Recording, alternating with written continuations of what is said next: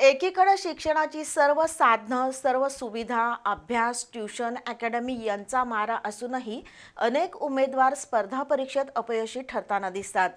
तर दुसरीकडे पिढ्यानपिढ्याचं दारिद्र्य, साधनांची वानवा, सर्वच गोष्टींची टंचाई अशा परिस्थितीमध्येही मोठ्या हिमतीनं आणि जिद्दीनं ध्येयाला गवसणी घालणारे जिगरबाज तरुण आपल्याला आढळतात. अशाच प्रकारे समस्यांचा चक्रव्यूह भेदून अग्निवीर पद पटकावणाऱ्या कोल्हापुरातील दौलतनगर इथल्या समर्थ सातपुतेचा प्रेरणादायी प्रवास पाहूया बी न्यूजच्या कॅमेऱ्यातून. कोल्हापुरातील दौलतनगर म्हणजे कष्टकरी, श्रमिक आणि उपेक्षित वर्गाचं निवासस्थान. इथली बहुतांश कुटुंब हातावरचं पोट असणारी. त्यामुळं मध्यमवर्गीय किंवा श्रीमंतांना मिळणाऱ्या सेवा सुविधा किंवा उत्तम दर्जाचं शिक्षण यापासून ही वस्ती कायम वंचित असते. याच परंपरेतील विनोद सातपुते हे रिक्षाचालक. एका व्यक्तीची रिक्षा दिवसभर चालवून त्याला भाडं देऊन राहिलेल्या नफ्यातून कसाबसा उदरनिर्वाह चालवणाऱ्या आणि एका पत्र्याच्या शेडमध्ये बायको आणि 2 मुलांसह संसाराचा गाडा हाकणाऱ्या विनोद यांचा थोरला मुलगा समर्थ हा लहानपणापासूनच कष्टाळू आणि परिस्थितीची जाण असणारा. आर.के. वालावलकर प्रशालेत आणि त्यानंतर गोखले कॉलेजमध्ये 12वी पर्यंतचं शिक्षण पूर्ण करताना समर्थला अनंत अडचणींनी घेरलं होतं. शाळेत जाताना डब्यात देण्यासाठी भाकरी किंवा भाजीसुद्धा घरात नसायची. अशा वेळेस इतर मुलं चिडवतील म्हणून अनेकदा समर्थ मोकळा डबा घेऊन शाळेला जायचा आणि सुट्टीत इतर मुलांपासून दूर बसून डबा खात असल्याचं भासवायचा. अनेक दिवस किडूक मिडूक खाऊन उपाशी राहून दिवस कंठणाऱ्या समर्थच्या डोळ्यात आईवडिलांना आनंदी आणि समाधानी करण्याचं स्वप्न होतं. 12वी नंतर संरक्षक दलात भरती होण्याचं स्वप्न घेऊन त्यानं सराव करण्याचा निर्णय घेतला. कुटुंब चालवण्यासाठी तो दिवसभर एका सोनाराच्या दुकानात काम करायचा. पहाटे 5 ते 8 शिवाजी विद्यापीठाच्या माळावर सराव करायचा आणि रात्री कामावरून परतल्यानंतर 10 ते पहाटे 2 वाजेपर्यंत अभ्यास करायचा.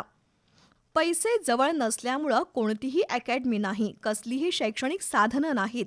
मात्र डोळ्यात डोंगरा एवढी जिद्द आणि प्रबळ इच्छाशक्ती होती.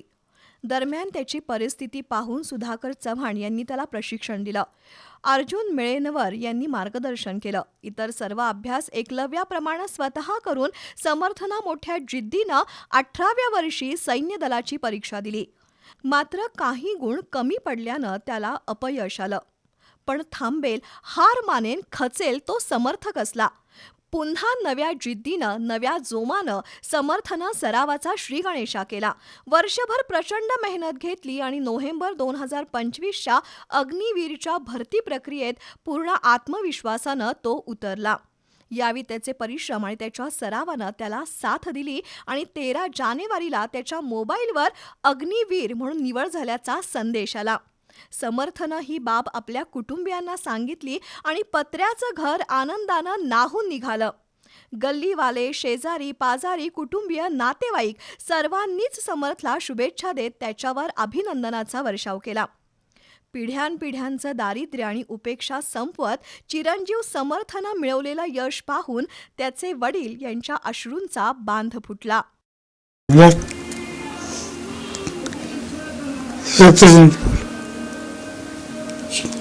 ज्यावेळी तुम्ही मुलांना मोठं करत होता त्यावेळी तुम्हाला वाटलं होतं का की मुलं आपलं नाव काढतील असं? परिस्थितीमुळे रिक्षा किती वेळ चालवता दिवसातनं? सकाळी 8 ते रात्री 7-8 वाजेपर्यंत. सकाळी 8 ते रात्री 7 ते 8 वाजेपर्यंत रिक्षा चालवता. हो. दरम्यान टोकाच्या गरिबीवर मात करत समर्थनं हे यश मिळवल्याचा त्याच्या कुटुंबासह नातेवाईकांनाही मोठा आनंद झाल्याचं नातेवाईकांनी सांगितलं. ह्यो आमचा पुतण्या म्हणायचा, आमच्या मावस भावाचा मुलगा. मावस भाऊ आमचा आणि आमचे काका रिक्षा चालवतात आणि एका रिक्षा चालकाच्या मुलग्याने हे यश मिळवलेलं आहे. अतिशय कष्टातनं म्हणजे शाळा शिकत तो भरतीचे प्रयत्न करत होता आणि पहिल्यांदा त्याला यश मिळालं नाही, पण दुसऱ्या प्रयत्नात त्यानं यश मिळवलं.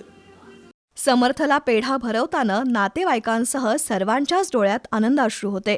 तर गल्लीवाल्यांनाही समर्थचा अभिमान होता. परिसरातील तरुण मंडळानं समर्थचा सत्कार करत त्याच्यावर शुभेच्छांचा वर्षाव केला. दरम्यान अपयश येणार हे गृहीत धरून तरुणांनी प्रयत्न करावेत. अपयश आलं तरी न खचता यश मिळेपर्यंत मैदान सोडू नये असा सल्ला समर्थनं दिला.